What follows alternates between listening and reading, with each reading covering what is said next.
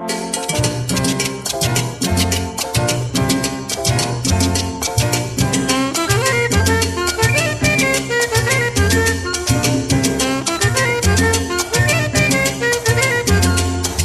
soy un muchacho flaco, pero de corazón tierno, y tengo una novia gorda para pasar el invierno. Para pasar el invierno. Pesa 130 kilos, se come un marrano entero. ¿Qué me importa que sea gorda si pa' correr no la quiero? Si va a correr no la quiero.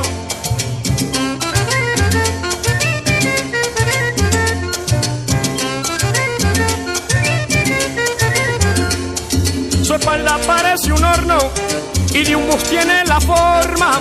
En invierno me calienta y en verano me da sombra. Y en verano me da sombra.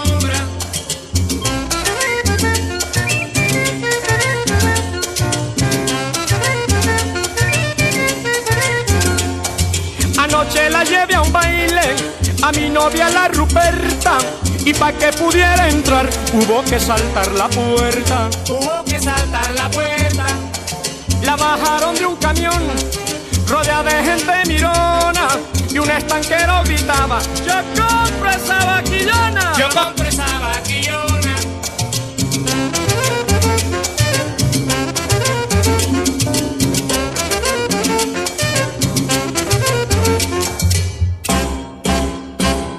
Aliméntate, muchacha, te vas a quedar. Aliméntate. A mí me rompe el coco. Aliméntate, muchacha, te vas a quedar. Aliméntate. Aliméntate, muchacha, te vas a quedar. Mira que Aliméntate. gordita tú me gusta más. Aliméntate, muchacha, te vas a quedar. Aliméntate.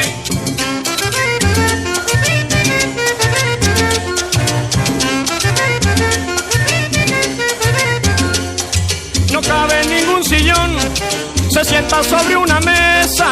Quien tuviera un litro de vino por cada kilo que pesa. Por cada kilo que pesa. Qué lástima, mi compadre, que esta pachanga se acaba, y entre panadas y vino se acerca la madrugada. Se hace